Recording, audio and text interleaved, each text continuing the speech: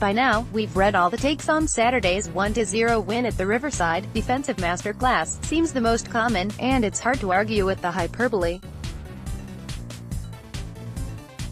Just as it's hard to argue that Alan Hutton, once a regular target of supporters' ire, has become Villa's best fullback. He did a fine job combining to stifle Adama Traore, and it really is time that we stop talking about him once being out of favor. He's always been a warrior, if somewhat unbridled and often suspect in the past.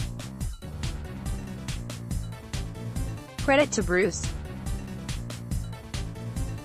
2 and 3 players were often employed, which is about what it takes to blunt his considerable talent.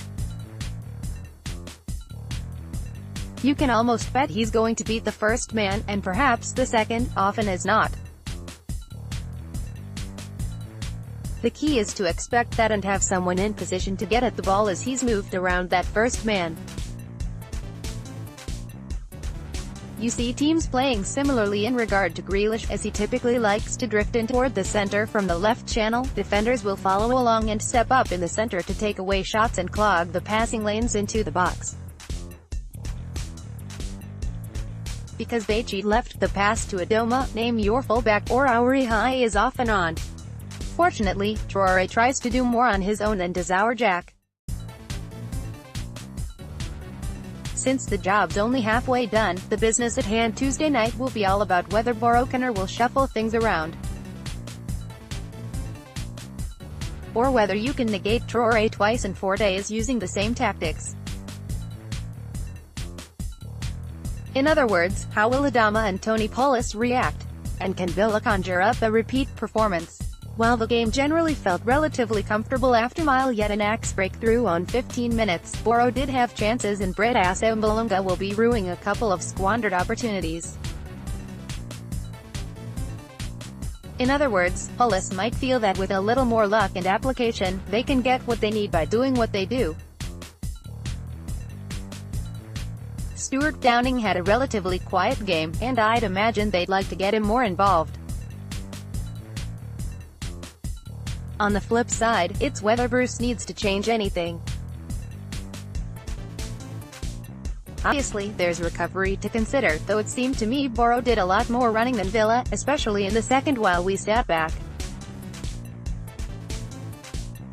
And while we all cringed a bit about how far back we were sitting in the second, it is, as Bruce remarked, part of human nature. I also wonder to what extent players were considering saving something for Tuesday. To be fair, it was when Villa were more open that Boro were able to find long outlets into wide spaces and putting their pace up front to best use. Once we were packed in, it was more about whether something unfortunate was going to happen. And it almost did. While Bjarnason was relegated to minor cameo, his deflection of Fabio's shot may well have preserved the one-goal advantage. Coming into tonight, another big question will be Boro's situation at the back. When Fabio came on to replace Ayale, Boro lost a set-piece threat and their preferred CB pairing.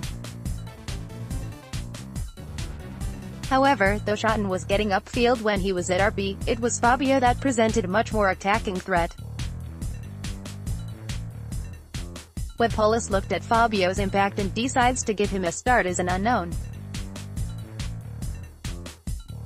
Obviously will depend on whether Ayale is fit. If I were Tony, I'd think about that.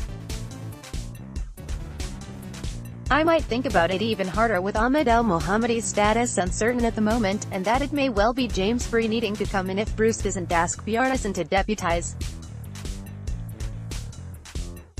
If it is Bree, he will have to be adaptable, and we just haven't seen enough of him to know whether he has that in his locker. We've also seen that Bjarnason is a better midfielder than fullback. I also want to acknowledge the wonderful irony of Yettenak being a game winner rather than a liability in terms of pace, recovery speed, etc. In the way Boro play, I figured that if he were starting then it was certainly going to be for height and experience. Me, I thought more pace and energy would be required to smother Traore. But as I've said, Bruce and the staff obviously got that one right on the day. What didn't go so well was Kodia's introduction. We all know what he's capable of, but it's not happening yet for him. He's still looking a bit off the pace and rusty, and was never a hold-up man, which is largely what we were asking him to be. Now Hogan is even less a hold-up man than Kodia, but he will run around more and leave us looking less like we are playing with 10. I've seen some folk saying that perhaps Kodia should start. Can't see the point of that.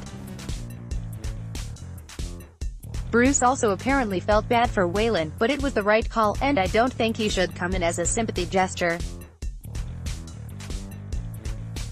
If he had an axe leggy, it has to be Bjarnason, which means it'll be Waylon, and he'll score the match winner. I don't necessarily agree with swapping out Auri High for Bjarnason.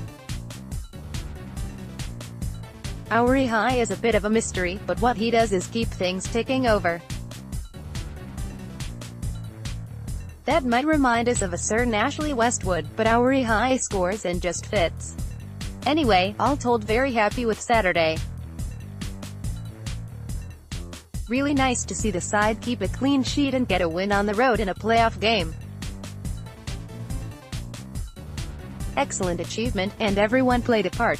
One more half like that, and we'll be looking forward to all new levels of anxiety.